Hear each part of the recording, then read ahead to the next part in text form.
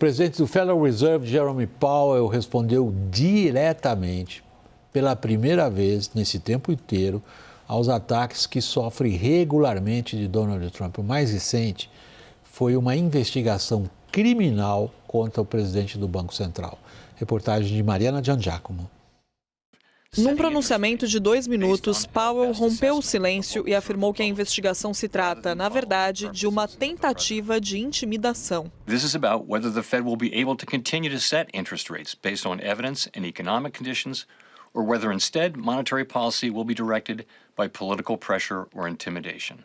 A procuradora de Washington e aliada de Trump, Jeanine Pirro, foi quem abriu as investigações. A Casa Branca nega qualquer envolvimento com o caso, mas vê a situação com bons olhos. And one thing for sure, the president's made it quite clear, is Jerome Powell is bad at his job. As for whether or not Jerome Powell is a criminal, that's an answer the Department of Justice is going to have to find out. O diretor do Conselho Econômico da Casa Branca, Kevin Hassett, um dos principais cotados para assumir a presidência do Federal Reserve, também defendeu a investigação contra Powell.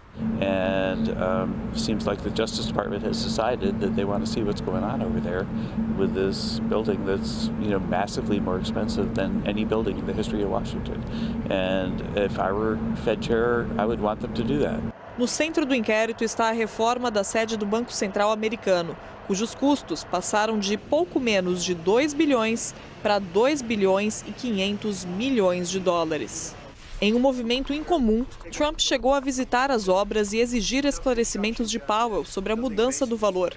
O presidente do Fed prestou depoimento a um comitê do Senado para justificar os custos da reforma.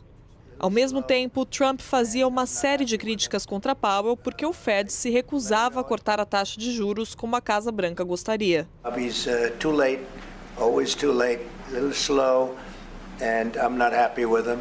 O mandato de Jerome Powell à frente do Federal Reserve acaba em maio, mas ele segue fazendo parte do conselho de diretores da instituição até 2028, o que Trump quer impedir.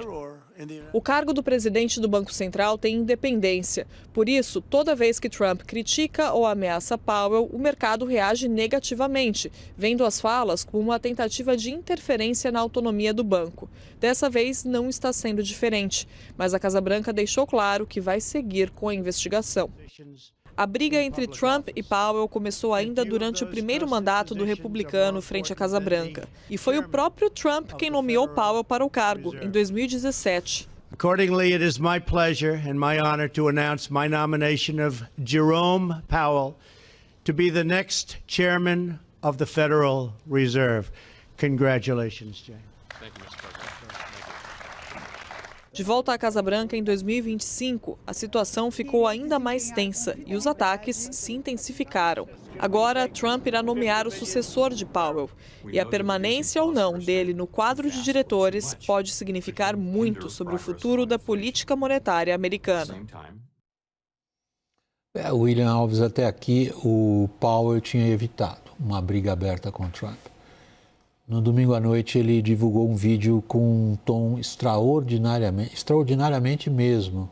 Não é só extraordinário em função de quem ficava quieto, é extraordinário até para quem fala muito, que não é o caso do Powell. Muito contundente em relação ao presidente. E os ex-presidentes do Banco Central americano se juntaram numa nota comum. Fora um grupo grande de economistas, a reação ao Trump foi violentíssima. Ela produziu o que até aqui? Pois é, William, você comentou muito bem, realmente chamou a atenção porque ele elevou bem o tom, né? Tradicionalmente, a comunicação de um banqueiro central ela tenta ser o mais neutra possível, né? E o Powell, sabidamente, sempre falava de uma forma, tentava fugir dessas discussões em relação ao Trump, em relação às preferências e tudo mais, mas dessa vez realmente foi diferente. Quando ele fala de intervenção, né, do presidente na decisão. Perdemos a internet lá dos Estados Unidos. A gente vai recuperar logo a ligação lá com os Estados Unidos, com William Alves. Thaís, o ponto que ele começou a abordar, eu gostaria que você elaborasse o seu pensamento nessa direção, é que tipo de efeito que isso aí está provocando do ponto de vista da credibilidade do Banco Central americano? Inédito também, William, porque quem está lá ainda está conseguindo manter, de alguma forma, uma leitura macroeconômica, né? Uma atuação do Banco Central, como banqueiro central, minimamente dentro das regras, né? Mas o problema é o que vem depois.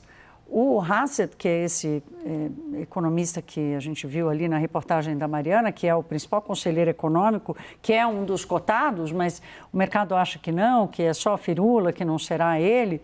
Ele acha que a taxa de juros já tinha que estar muito mais baixa, né? É uma brincadeira que a economia americana nunca topou fazer, que é essa brincadeira de mexer na taxa de juros para acomodar o desejo do governo. Nunca o Banco Central dos Estados Unidos entrou numa aventura como essa. Então, você está sugerindo um caminho, eu vou voltar para ele. Nós temos nosso convidado de volta, aí a conexão foi recuperada. Thaís, que impactos isso tem na política monetária e, portanto, na política econômica do Trump, onde a gente já vê algumas dificuldades. Mas eu queria dar oportunidade já a você, William Alves, de refazer o seu raciocínio quando você foi interrompido, no qual você observava que a contundência da resposta do Powell ao Trump indica o quê exatamente? Indica que ele cansou, talvez, de apanhar, né? Ele vinha toda hora batendo, né? O presidente Trump vinha batendo muito na decisão, falando do banqueiro central, do presidente do Banco Central. Parece que ele resolveu agora, como a gente fala, né, abrir a boca, resolveu expressar realmente aquilo que ele vinha pensando, né? Ele poderia vir a público e dizer o seguinte: olha, eu não tenho nenhum problema com a reforma do quartel-general, né, do headquarter do Banco Central, as minhas contas foram aprovadas, a minha vida pública, eu não devo nada a ninguém, vocês podem investigar, e acabou. Mas quando ele vem e fala, né, de interferência na decisão de juros, ele coloca aquilo que a gente fala muito do Trump, né? O Trump ele gosta de colocar o elefante na sala, né, com a questão das tarifas, ele coloca o elefante na sala. Olha, isso que está sendo feito é colocar a decisão, é tentar interferir na decisão de juros, né, que ela é essencialmente técnica e vem sendo tomada por ele e seus colegas, né, olhando os dados da economia e não pela decisão do governo ou pelo desejo do presidente. Agora, por outro lado, também é verdade que esse número de 2,5 bilhões de dólares ressoa aqui nos Estados Unidos e chama atenção, né? O JP Morgan recentemente fez um prédio gigantesco, lindo e oponente em Nova York e, segundo estimativas do JP Morgan, custou 3 bilhões de dólares. Como é que uma reforma de um prédio do Banco Central vai custar 2,5 bilhões? Então tem esse ponto também, esse contraponto, afinal de contas é dinheiro público dos contribuintes americanos que precisa ser investigado, analisado. Agora talvez a forma, né, e juntando com tudo aquilo que o Trump falou, e diga-se passagem, na verdade a investigação que está sendo feita, ela não foi definida pelo Trump, pelo menos, né, não de forma expressa ou apresentada, né, foi feita pelo Departamento de Justiça americano, ainda que as declarações dele, né, levem a tudo isso, dizer, bom, com certeza ele sabia, com certeza ele está de acordo com esse tipo de coisa. Não é bom, obviamente. Agora, o mercado reagiu de certa forma branda hoje, pelo menos. Eu esperava que aumentassem mais os prêmios de risco nas curvas de juros, não foi tanto assim. Desvalorização do dólar leve e a Bolsa, inclusive, fechou em alta, né? Agora, Thaís, eu acho que a discussão está indo para um campo muito mais amplo ainda. Veja, quando o William Alves coloca essa expressão no jogo aqui na nossa conversa, o Trump é típico que ele põe o elefante na sala. Na verdade, o elefante na sala que ele tem colocado, em todos os âmbitos, seja, por exemplo, no emprego de agentes federais, no caso da imigração, seja no emprego da coerção militar, em vários casos, a Venezuela é apenas o mais recente, seja no emprego das tarifas como instrumento de coerção comercial, mas também instrumento de coerção geopolítica. Seja na política interna americana, na qual ele diz ao New York Times que ele não conhece limites, a não ser os limites impostos a si mesmo pelo que ele considera que é a sua moral. Não faltava muito tempo para ele chegar na autoridade monetária. É isso que está em jogo? é o teste do limite do presidente americano sobre a elaboração da política monetária. Isto até aqui foi sagrado nos Estados Unidos, não é mais?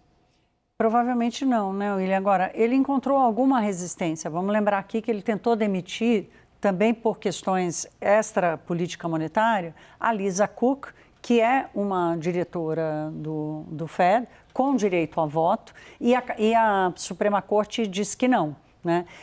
Ainda não foi alegando, votado. No caso dela, uma fraude pessoal. Né? Exato, uma fraude pessoal de hipoteca, enfim. Então, eles, de alguma forma, como o Trump já foi avisado que ele não tem como, questionando a política monetária, derrubar o board do Fed, eles vão buscar outras alternativas. Então, no caso da Lisa Cook, porque uma cadeira a mais já daria mais força dos votos para o Trump no board do Fed, a Suprema Corte ainda não votou no mérito em plenário, mas a primeira sinalização foi de que o Trump não pode demitir uma diretora do Federal Reserve, que é uma agência, né?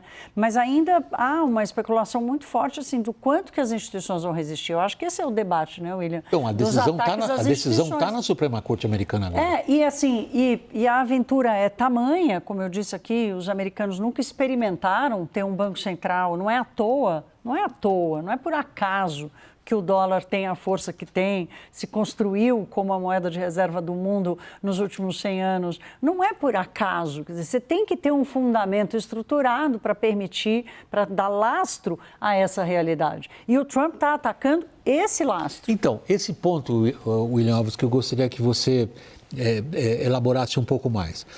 A gente viu as dificuldades do governo Trump em relação àquela palavra em inglês muito boa, affordability. É a capacidade que as pessoas têm de darem conta das suas necessidades. Elas têm renda suficiente, não é inflação, não é subida de preço. Elas conseguem lidar com a realidade que elas enfrentam com a renda que têm. Os juros está diretamente ligado a isso nos Estados Unidos, sobretudo se a gente considera o grande número de pessoas que têm hipotecas em cima da casa própria. O Trump está sabendo lidar com esses sinais da economia? O que ele está dizendo para nós?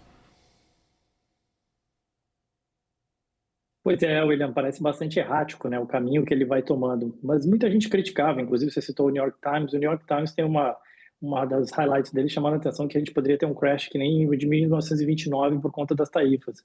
E a verdade é que a gente não teve isso, né? O Tesouro arrecadou alguns bilhões de dólares, está sendo julgado, inclusive é outra coisa que está sendo julgada, né? Se vai retroagir, voltar nas tarifas, se as tarifas são válidas ou não, mas as tarifas estão, de fato, ajudaram no orçamento americano, que melhorou aí nesse último ano. Esse é um contraponto. Na questão, assim, eu acho que, em geral, o Trump ele atua de uma forma anti-establishment, né? Essa crítica do Banco Central, ela existiu também em Wall Street, né? Quando o Fed ficou behind the curve durante um bom tempo, o Fed atrasou, demorou para aumentar os juros, o próprio Banco Central brasileiro foi mais rápido, os demais bancos centrais, e o Jerome Powell errou, né? Ficou claro isso. E ele foi bastante criticado. Agora, obviamente, quando é o presidente, isso ecoa muito mais, né? E olhando para 2026, esse tema que você colocou de affordability, ele é realmente super importante, ele é algo que já está em pauta, a gente já viu várias atuações aí, a ideia de tentar colocar um limite sobre juros de cartão de crédito aqui nos Estados Unidos, o aumento do orçamento de defesa, o Trump já falou várias vezes da questão da mortgage, que nem que você comentou, e esse é um tema central, conseguir reduzir taxa de juros aqui nos Estados Unidos é algo vital, é algo fundamental e importante. O secretário de Tesouro, o Scott Bessent, que é realmente o interlocutor de economia, né, ele tem um plano já, aí sim que esse é um pouco mais elaborado e que esse faz mais sentido. A partir do momento que você consegue produzir mais petróleo, ter mais energia, o país crescer, ele arrecada mais, isso melhora a situação fiscal, as tarifas ajudam na questão fiscal, e essa melhora na questão fiscal, sim, é que gera a semente ali necessária para você conseguir reduzir a taxa de juros longa, que é o que importa para uma definição de uma taxa de mortgage, né, que influencia todo o financiamento imobiliário americano. Então, e essas coisas elas vão acontecendo aos poucos, né? Já houve uma melhora na questão fiscal em 2025, a expectativa é de que possa ter essa melhora em 2026. Agora, leva tempo. Enquanto isso, a gente tem uma eleição de midterm elections agora, né, em novembro, que eu acho que essa pressão e essa necessidade de criar medidas o quanto mais rápido possível que é o problema e que pode gerar, botar os pés pelas mãos aí em 2026, né?